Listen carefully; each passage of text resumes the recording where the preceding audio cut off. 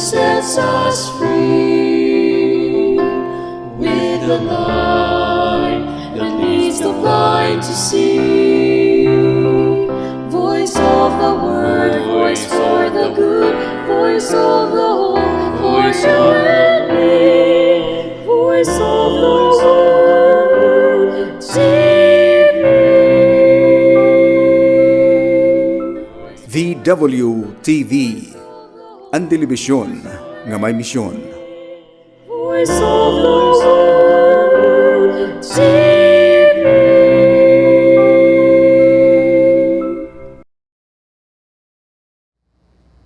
Maupay nga oras sa aton nga tanan, mga Brother Knights. Welcome to our show, Knights of Columbus Hour. This is your brother Alvin Gonzalez, your State Public Relations Chair. And I want to greet all the new installed officers, especially the major officers. First, our brother Odelon Mabutin Bradre. He is our newly installed Visayas State Deputy. He is from the Diocese of Calbayog. He's from Santa Margarita, Samar. Also a Waray-Waray. And I want also to greet our State Secretary, no other than Wenceslao Cañete, the same. He has been reappointed into the same position. And then next is our State Treasurer, who is no other than Demetrio Di Maranan, and our Master of the Fourth Degree in Eastern Visayas. And then next is our State Advocate, no other than our brother Dodoy Sabulaw, and our State Warden, no other than Brother Noini, who is from the Diocese of Iloilo in Haro. Welcome to our show, Knights of Columbus Hour. Brad, maganda yung mga officers natin ngayon, mga state officer, talagang kalat na kalat in Cebu, Central Cebu, and in Western Visayas, para maging patas, kumbaga, ang appointments nila. Well, I have with me Brother Ray Silio. He's our former district deputy, also our past faithful navigator, and also a state officer during Brad Chufrido's Lagrias time. Brad Ray, could you please greet our audience? Okay, thank you, Brad Alvin. Mupay nga oras, mga brothers.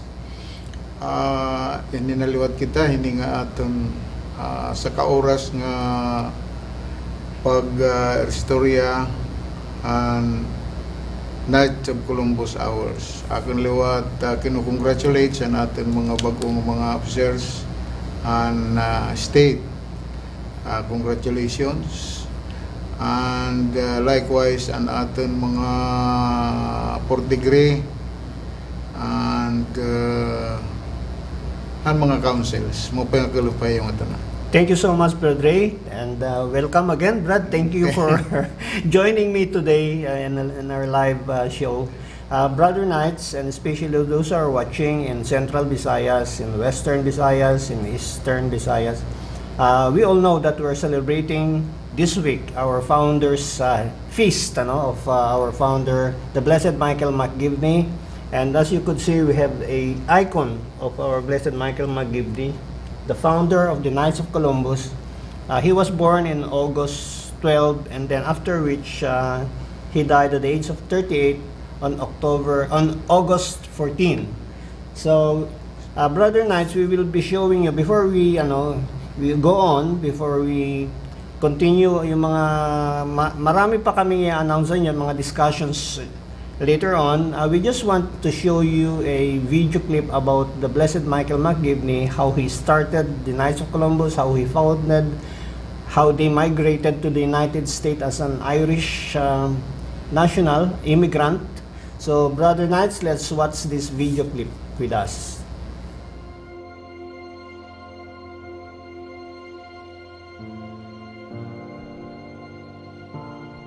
Father McGivney was a parish priest who died during the Asian flu pandemic before reaching the age of 40. He began his signature accomplishment of founding the Knights of Columbus when he was still in his 20s. In many ways, he was a priest ahead of his time. His vision for the relationship between laity and clergy anticipated the Second Vatican Council by nearly a century, and his desire to keep men Catholic guided his founding of the Knights of Columbus.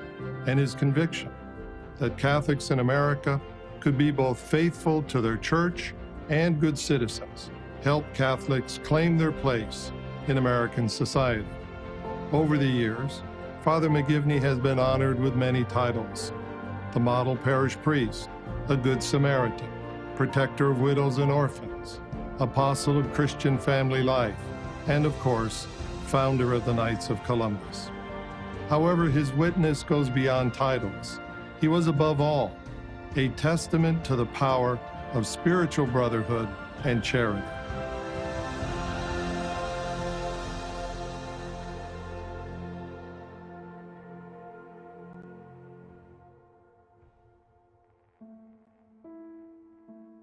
Father McGivney's father and his mother were both immigrants from Ireland. They were both potato famine migrants. But most Irish ended up in cities working in some form of factory work. Father McGivney's father ended up in Waterbury, Connecticut, and he was a molder in a brass factory. Catholics in general, Irish Catholics in particular, they were at the very bottom of the social ladder. They were the ones from the poorest country coming, without much of education, without a lot of skills, and because of that, they were discriminated against in many facets of life. At the time of Father McGivney, there was, in many ways, great opposition to the Catholic faith. There was a thinking that there's greater allegiance to the Pope than there is to the President. They're taking over. They're immigrants. They're the poor. We don't want them in our backyard. Even though Father McGivney's family was very poor and their lot was hard, their faith was very strong. And I think that's not only where Father McGivney felt the first stirrings of a vocation, it's also the beginnings of a lifelong devotion to building up the family. At the age of 13, Michael completes his studies and expresses interest in the priesthood, but his father is hesitant. Michael instead takes a job at a local factory making spoons. Finally, after a 3-year wait, he gains permission and leaves home to study for the priesthood at St. Hyacinthe Seminary in Quebec. However, a tragic death derails his plans. When Father McGivney's dad died, all of a sudden, Michael McGivney had to move back from seminary and help support the rest of the family. And I think this was very formative for him. After helping his family adjust to life without the breadwinner, the Bishop of Hartford intervenes and arranges for Michael to complete his path to the priesthood. He is to finish his studies in Baltimore and become a parish priest. So Father McGivney was sent to Baltimore. He studied at St. Mary's Seminary.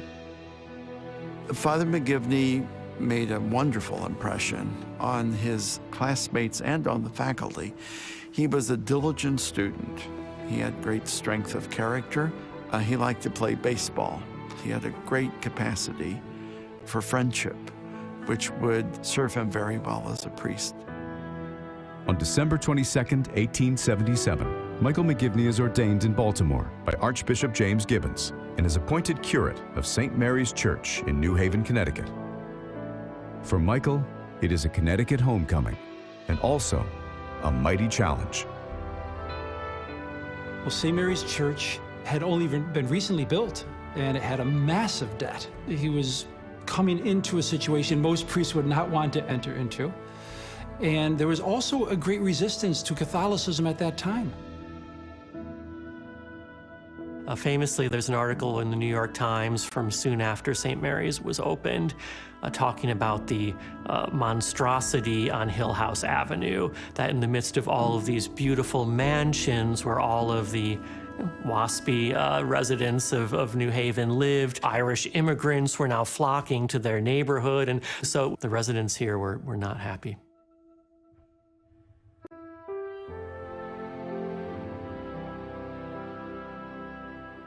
Father McGivney sets about making St. Mary's Church a center of Catholic life.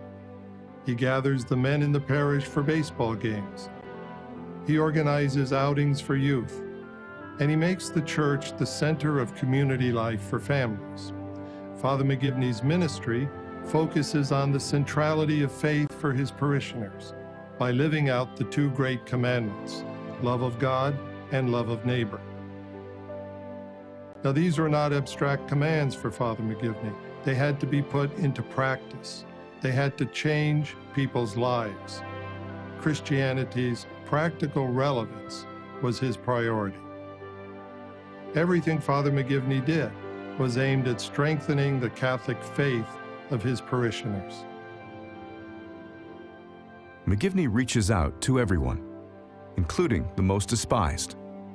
In one notable case, a 21-year-old named Chip Smith shoots and kills a police officer while drunk. He is tried for first-degree murder in 1881, convicted and sentenced to be hanged. Father McGivney was not a priest who simply stayed in the rectory. He was the great evangelizer. And so he reached out into this prison and became friends with Chip Smith. Father McGivney would go to the prison, and not just for a quick 5-minute visit, but long, extended visits where he would speak to the man about faith, about God, about forgiveness, about responsibility, and so forth. It is said of Chip Smith that prior to his execution, that he was beloved even by the guards. His personality was so transformed. His life was so transformed. The man who's responsible for that is Father McGivney. Father McGivney understands uniquely the plight of Catholic immigrants. Modern social safety nets do not yet exist. When a breadwinner dies, the consequences are catastrophic: bankruptcy, poverty, and families torn apart. The Downs family were a typical Irish immigrant family of the 19th century, very enterprising. They became the wealthiest and the most socially prominent Catholic, probably, in New Haven. And then, as so often happens, Edward Sr. dies, and the bottom drops out. If a woman was widowed and had children, if she could not prove that she had sufficient financial resources to care for her minor children, the state would take the children from her and place them in various institutional homes. And then even more on top of that, the children's Catholic faith would get no support whatsoever. So it was tragic on both a personal and on a faith level. It begins to look as though the Downs family is going to be broken up by the probate court in New Haven. And in this hour of need, who steps forward but their parish priest? Father McGivney appears to accept guardianship of the child. His intervention enabled young Alfred Downs to remain with his family and one day to go on to graduate from Yale Law School. This is a pivotal moment in the life of Father McGivney. He had lost his own father and had seen the financial and emotional cost to his own family. Now he is able to make a tremendous difference in the life of another family. He understood firsthand the need for the insurance program of the Knights of Columbus.